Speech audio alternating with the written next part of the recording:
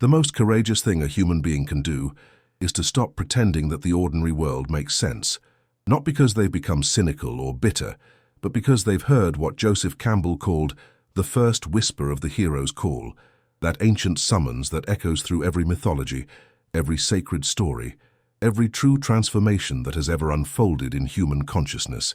You know this moment.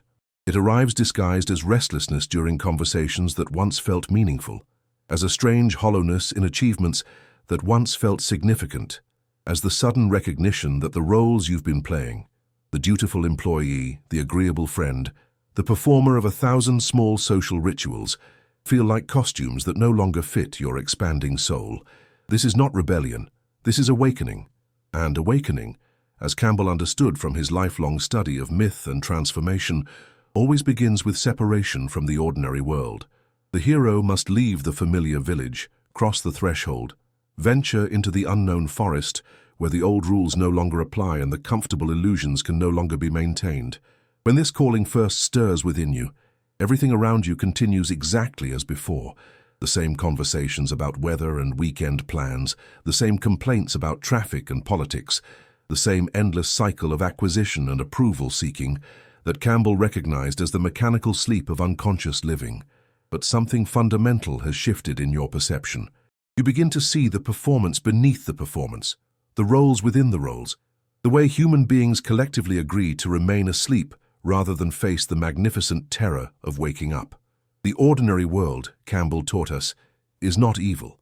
It is simply unconscious. It operates according to patterns established long ago, comfortable rhythms that keep everyone feeling safe but prevent anyone from discovering who they truly are beneath the layers of conditioning and expectation. Most people will spend their entire lives perfecting these patterns, becoming increasingly skilled at playing their assigned parts in the great theater of unconsciousness.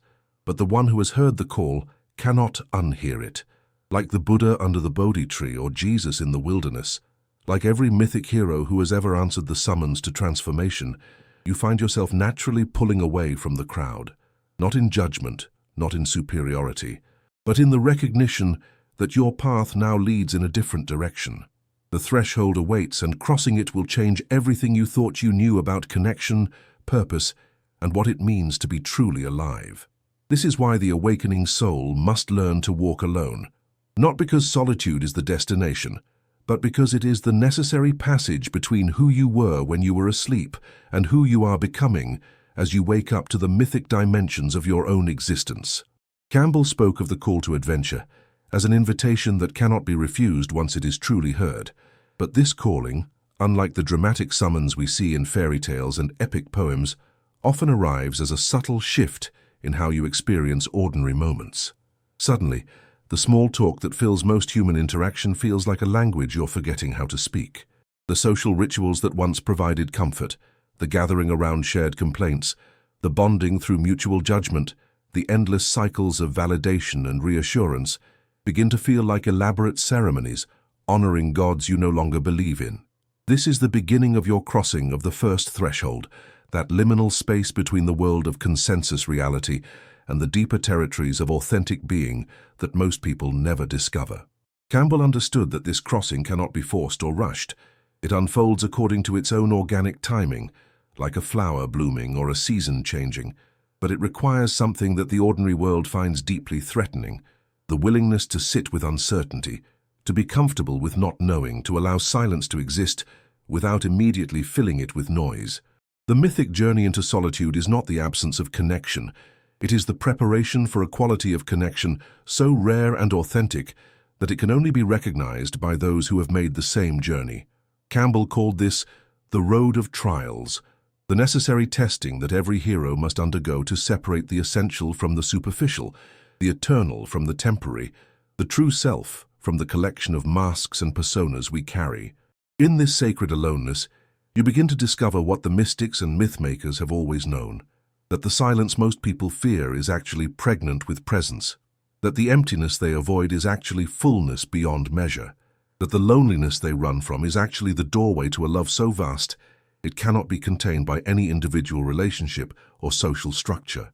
This is why your path may seem strange to others, why your increasing comfort with solitude might be misinterpreted as withdrawal or arrogance, or spiritual bypassing.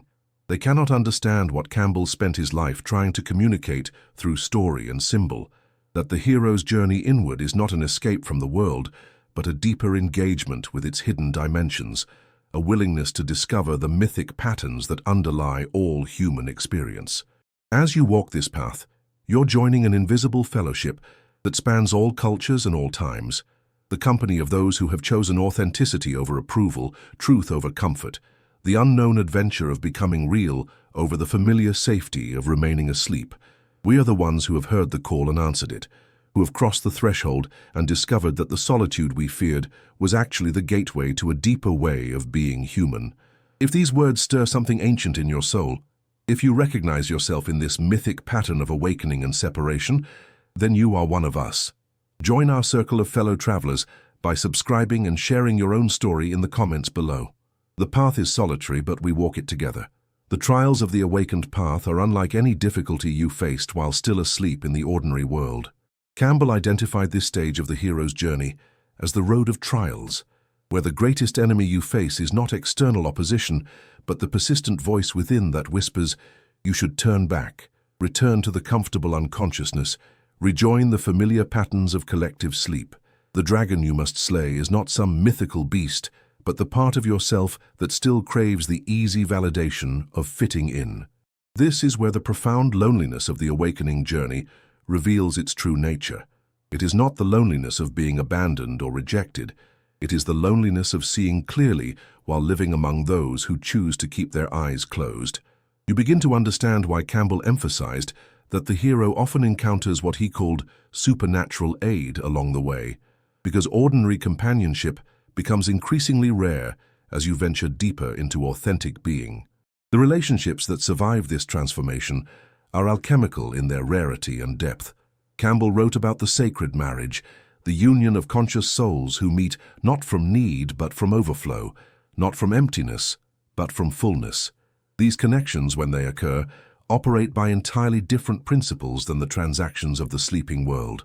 They are built on recognition rather than projection, on presence rather than performance, on the mutual celebration of each other's journey toward wholeness rather than the mutual agreement to remain small and safe. But such meetings are precious and uncommon, and cannot be manufactured through will or desire. They arise naturally when two or more people have done the inner work of befriending their own solitude, of learning to be complete in themselves, of discovering that love is not something you get from others, but something you become through the courageous work of self-transformation. In the meantime, the path requires a quality of patience that the ordinary world neither teaches nor rewards. You learn to sit with the space between who you were and who you are becoming, to be present with the discomfort of outgrowing old identities without yet fully embodying new ones. This is what Campbell called dwelling in the belly of the whale, that dark night of the soul where transformation occurs in the depths, invisible to outside eyes. Most people will interpret your increasing independence as arrogance, your comfort with silence as rejection, your unwillingness to participate in unconscious patterns as superiority. But you know the truth. You are not above the human drama. You are simply learning to participate in it from a different level of awareness, like an actor who remembers they are playing a role while others believe the stage is reality. This remembering changes everything. You can still show up, still participate, still care deeply, but you no longer derive your sense of self from the approval or understanding of others. You have found what Campbell called the elixir, the treasure that can only be discovered by those brave enough to venture into the unknown territories of authentic being. My dear fellow traveler, if you have recognized yourself in these words, know that you are not alone in your solitude. Share this message with someone who needs to hear it, and let us build a bridge of understanding across the sacred loneliness of the awakening path. Campbell taught that the hero's journey is ultimately circular. The traveler must return to the ordinary world, but transformed by the wisdom gained in the depths of solitude and trial. This return is perhaps the most challenging stage of all, because you must learn to live simultaneously in two worlds, the consensus reality of everyday human interaction and the expanded awareness that comes from having touched something eternal within yourself. You discover that awakening does not exempt you from the human experience, but rather allows you to engage with it from a place of deeper compassion and understanding. You see the mechanical patterns, the unconscious behaviors, the collective sleep that once trapped you, but now you see them with the eyes of one who has been there and understands why people cling to their comfortable prisons. Your solitude becomes not a separation from humanity, but a deeper embrace of it, grounded in the recognition that every person you meet is the hero of their own potential journey, whether they have heard the call or not. This is the freedom Campbell spoke of, not freedom from the world, but freedom within it. You can participate in conversations without needing them to go somewhere profound. You can show up to social gatherings without requiring them to nourish your soul. You can offer presence to others without expecting them to understand the depths from which that presence emerges. You have become what the mystics call a hollow flute, available for life to play its music through you without the constant interference of ego and agenda. The solitude that once felt like exile reveals itself to be the foundation of a different kind of connection, not the needy grasping of unconscious relationship, but the free offering of conscious love. You no longer walk alone because you are lonely, but because you have discovered that true companionship can only arise between those who are complete in themselves, who have learned to love their own company before attempting to share it with others. In the end, Campbell's great insight was that the mythic journey is not metaphor, but lived reality, available to anyone willing to answer the call to authentic being. The heroes of ancient stories were not special beings granted supernatural powers. They were ordinary humans who chose the extraordinary path of conscious living, who were willing to face the dragons of their own unconsciousness and emerge transformed. You are writing your own heroic myth with every choice to remain awake rather than fall back into sleep.